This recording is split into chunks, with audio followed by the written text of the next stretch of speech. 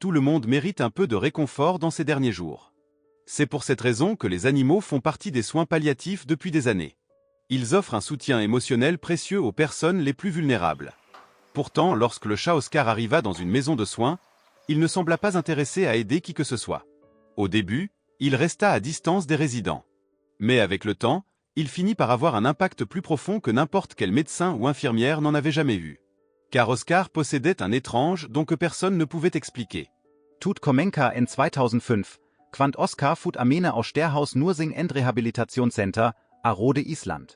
Bien sûr, les chats n'ont normalement pas de métier, mais dans ce cas il s'agissait d'une sorte d'expérience. Avec 5 autres chats, il fut adopté afin d'apporter un peu de réconfort aux patients souffrant d'Alzheimer, de Parkinson et d'autres maladies graves qui rendaient la vie quotidienne confuse et difficile. Au départ, Oscar ne se démarquait pas. En réalité, il n'était pas du tout comme les autres. Il ne cherchait pas la compagnie, ne se blottissait pas sur les genoux, ne ronronnait pas. Il gardait ses distances. Oscar n'était pas amateur d'attention. Il feulait bruyamment si quelqu'un tentait de le prendre dans ses bras et ne montrait aucune affection envers les résidents. Il préférait rester seul. Parfois, il disparaissait pendant des heures, et les infirmières le retrouvaient caché sous un lit, tapi dans un placard ou bondissant sur les étagères de la salle de détente. Le centre avait déjà fait appel à des chiens de thérapie, mais c'était la première fois qu'il essayait avec des chats. Le personnel ne savait pas trop à quoi s'attendre, mais jugea que cela valait la peine. Sterhouse avait une excellente réputation, c'était l'un des meilleurs établissements de la région. Les médecins y venaient régulièrement pour mener des études et tester des traitements. C'était justement le cas du docteur David Doza, de l'université Brown, quand Oscar fit son apparition. À ce moment-là, il n'avait aucune idée que ce petit chat laisserait une marque si durable dans sa vie. David connaissait déjà bien le personnel. Toujours respectueux et concentré, il restait discret, absorbé par son travail. Ses journées étaient consacrées à parler avec les patients et à recueillir des données. Peu porté sur les bavardages, il préférait s'en tenir aux faits et à la science plutôt qu'aux sentiments ou aux croyances. Cette année-là, il menait une recherche sur la démence, cherchant des moyens de ralentir la perte de mémoire. Sterhouse offrait des conditions idéales. Une unité spécialement conçue pour les malades, des outils adaptés et un personnel expérimenté auprès des patients en fin de vie. Oscar arriva environ 1 an après le début de son étude, en même temps que les 5 autres chats. David n'y prêta pas vraiment attention au départ. Ses recherches ne concernaient pas la thérapie animale, mais il était curieux de voir comment les malades réagiraient. La plupart se réjouirent de la présence des chats, même si certains, comme Oscar, ne semblaient pas très amicaux. Mais derrière ce comportement froid, quelque chose d'inattendu commença à se révéler.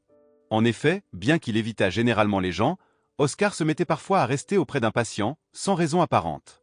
D'abord, personne n'y prêta vraiment attention. Un jour, il s'installait auprès de l'un, le lendemain auprès d'un autre. Mais petit à petit, un étrange schéma apparut, il ne restait qu'auprès de personnes proches de la fin.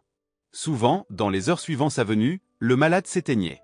Au début, les infirmières pensèrent à une simple coïncidence. Le docteur Doza, lui, resta sceptique et affirma qu'il devait bien exister une explication rationnelle. Mais à mesure que le phénomène se reproduisait, le malaise grandit. Oscar avait déjà prédit une 30aine de décès quand David admit qu'il ne pouvait plus ignorer les faits. La rumeur se répandit alors au-delà du personnel. La communauté commença à parler de ce chat qui semblait savoir. Doza décida finalement de mener une véritable enquête. Si Oscar pouvait réellement sentir qu'une personne approchait de la mort, il fallait en apporter la preuve.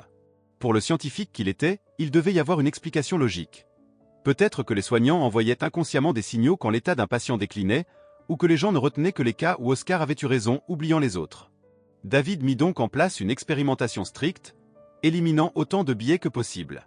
En quelques semaines, Oscar se posa calmement à côté de 2 patients différents, l'un en fauteuil roulant, l'autre alité. Dans les heures qui suivirent, tous 2 décédèrent. David poursuivit son observation, et plus il recueillait de données, plus les résultats se confirmaient. À la fin de son étude, Oscar avait correctement anticipé plus de 20 décès consécutifs. David publia ses résultats dans une revue médicale reconnue. Sa théorie était que les humains pouvaient émettre une substance chimique particulière à l'approche de la mort, perceptible pour Oscar, mais indétectable pour nous. Néanmoins, rien n'était certain. Tandis que le médecin cherchait une explication scientifique, d'autres penchaient pour une interprétation plus mystérieuse. Peut-être qu'Oscar possédait un 6e sens, ou qu'il accompagnait simplement les âmes vers l'au-delà. Même David, malgré son scepticisme, ne pouvait totalement écarter l'idée. Alors que les preuves s'accumulaient, Oscar cessa d'être un simple chat parmi d'autres. Il devint un véritable repère au sein du centre.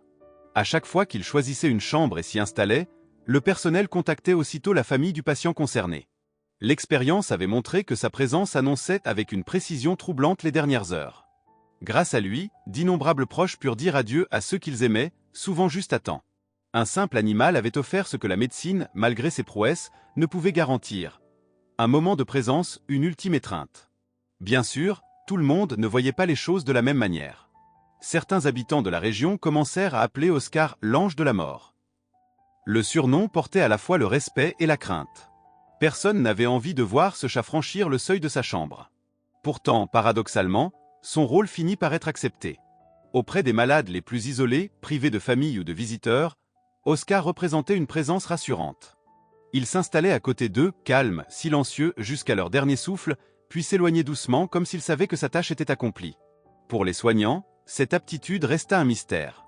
Certains infirmiers, au fil du temps, se prirent à surveiller ses déplacements autant que les constantes médicales. S'il disparaissait dans le couloir, s'asseyait au pied d'un lit ou grattait à une porte, tous comprenaient qu'il fallait se préparer. Les familles, d'abord déstabilisées, finirent elles aussi par y voir un étrange réconfort. L'annonce qu'Oscar s'était allongé près de leurs proches n'était jamais facile à entendre, mais elle leur donnait la possibilité de se rendre immédiatement à son chevet. Dans cette ultime fenêtre de quelques heures, des larmes se versaient, des mains se serraient, des mots d'adieu se soufflaient. D'autres, en revanche, restaient profondément troublés. Certaines familles demandaient qu'il soit tenu à l'écart, comme si son approche portait malheur. Mais même dans ces cas, Oscar ne se laissait pas facilement repousser. Il griffait la porte, miaulait, parfois feulait, déterminé à accomplir ce qu'il semblait considérer comme un devoir. Personne ne comprenait vraiment pourquoi il agissait ainsi, mais il était impossible de nier l'insistance qui le poussait à rester auprès des mourants. Les médias commencèrent bientôt à s'intéresser à lui. Des journaux locaux publièrent des articles sur ce chat mystérieux qui prédisait la mort. Puis la nouvelle franchit les frontières de la petite communauté. Des reportages nationaux évoquèrent Oscar, suscitant autant de fascination que d'inquiétude. Était-il un simple animal doté d'un flair extraordinaire, ou quelque chose de plus? Les débats s'enflammaient. Certains voyaient en lui un miracle, d'autres une curiosité scientifique. Le docteur Dosa, fidèle à sa méthode, s'en tenait à l'explication rationnelle. Il refusait les interprétations mystiques, bien que parfois il lui soit difficile de tout réduire à une hypothèse biologique. L'idée que des substances chimiques imperceptibles pour l'homme puissent annoncer la mort restait plausible. Mais même lui, observant Oscar blotti contre un patient agonisant, sentait que quelque chose dépassait la science. Peu à peu, Oscar s'imposa comme un membre essentiel de l'équipe de soins. Son rôle n'avait rien d'officiel, mais il devint un signal, presque un protocole. Lorsqu'il entrait dans une chambre et ne la quittait plus, les infirmières savaient qu'il fallait prévenir la famille, ajuster les traitements de confort, préparer un départ digne. Ce qui au départ semblait n'être qu'une excentricité féline devint un rituel respecté. Les patients, eux, ne se souvenaient pas toujours de lui. Beaucoup, en raison de la maladie, vivaient dans une brume constante. Pourtant, leur attitude changeait quand Oscar s'installait près d'eux. Leur respiration se calmait, leurs gestes nerveux s'apaisaient. Son simple poids posé contre leur corps semblait alléger l'angoisse. Peut-être n'avait-il pas conscience de ce qu'il annonçait, mais il ressentait ce qu'il offrait, un apaisement discret, sans parole, mais puissant. Les soignants finirent par comprendre qu'Oscar n'apportait pas seulement une prédiction. Il comblait un vide cruel. Beaucoup de résidents du centre vivaient loin de leur famille, certains n'avaient plus personne. Dans ces instants ultimes, mourir seul était une perspective déchirante. Or Oscar refusait de laisser quiconque partir sans compagnie. Sa présence silencieuse, obstinée, était la preuve qu'un être vivant, fût-il un chat, pouvait offrir plus de réconfort qu'une chambre remplie de machines. Pour ceux qui travaillaient à Stérouze, la routine en fut changée à jamais. Chaque nouveau patient, chaque nouvel arrivant parmi le personnel, finissait par entendre l'histoire. On racontait Oscar comme une légende vivante, à la fois crainte et honorée.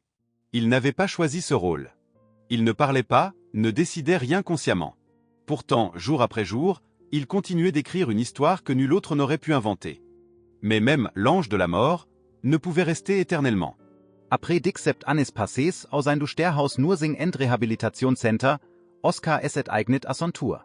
Durant toutes ces années, il avait accompagné des centaines de résidents, et sa présence avait marqué profondément les familles, le personnel et même les médecins. Son départ fut vécu comme un choc, presque comme la perte d'un collègue de longue date. Cette fois, il n'y avait aucun signe mystérieux pour prévenir l'instant, aucune prédiction silencieuse.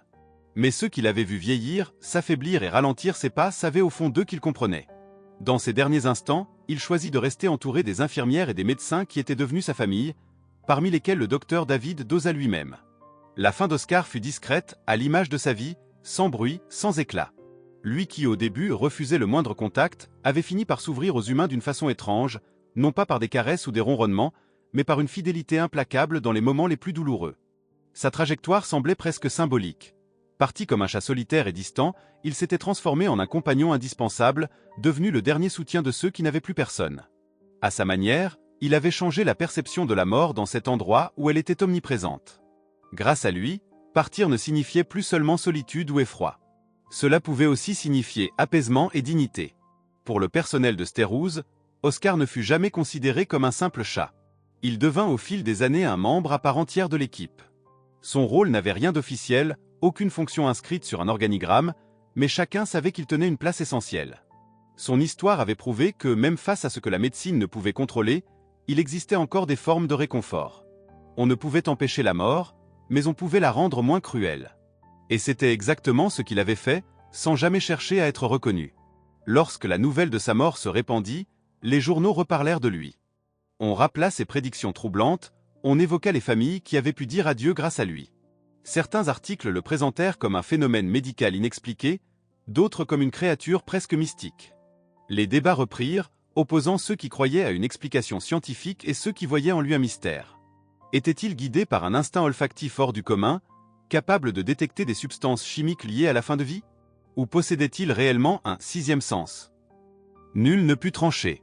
Mais une certitude demeurait, Oscar avait laissé une empreinte indélébile. Avec le temps, son histoire inspira bien au-delà des murs de Stérouze. Dans d'autres maisons de soins, on parla de lui pour repenser l'accompagnement des malades en fin de vie. Son exemple montra que la dignité et la présence comptaient autant que les traitements médicaux. Même ceux qui doutaient de ses capacités reconnaissaient que son rôle avait donné du sens à l'inéluctable.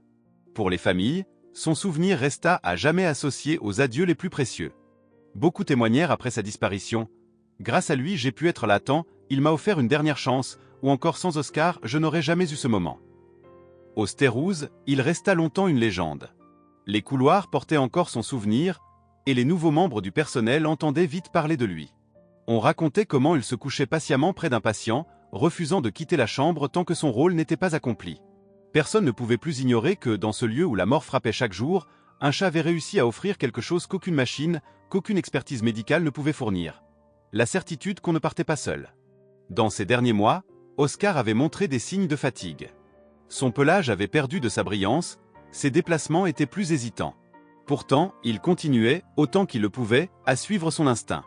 Il entrait dans une chambre, s'installait un moment, parfois sans raison apparente. Les infirmières, touchées par cette fidélité, savaient qu'il voulait continuer à remplir son rôle. Lorsque la fin arriva enfin, elles se rassemblèrent autour de lui, comme il l'avait fait pour tant d'autres. Il s'éteignit dans un silence absolu, mais dans une chaleur humaine qu'il avait toute sa vie contribué à maintenir autour des autres. Il n'y eut pas de prédiction pour sa propre mort. Mais il y eut quelque chose de plus fort. La conviction qu'il avait accompli ce pourquoi il semblait être venu. Sa mission, qu'il ne s'était jamais choisie, avait été remplie. À travers lui, des familles avaient trouvé une paix inattendue, des malades avaient connu une présence au seuil de leur dernier voyage. Sa disparition ne fut pas seulement celle d'un animal, mais celle d'un gardien.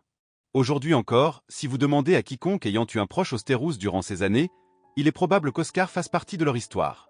Son souvenir persiste comme une ombre bienveillante, rappelant que, même face à la faim, il existe toujours un moyen de réconfort. L'histoire d'Oscar n'est pas seulement celle d'un chat, mais celle d'un mystère, d'une présence et d'une leçon. La mort n'est pas toujours synonyme d'abandon, tant qu'il reste un être vivant, même silencieux, pour tenir compagnie.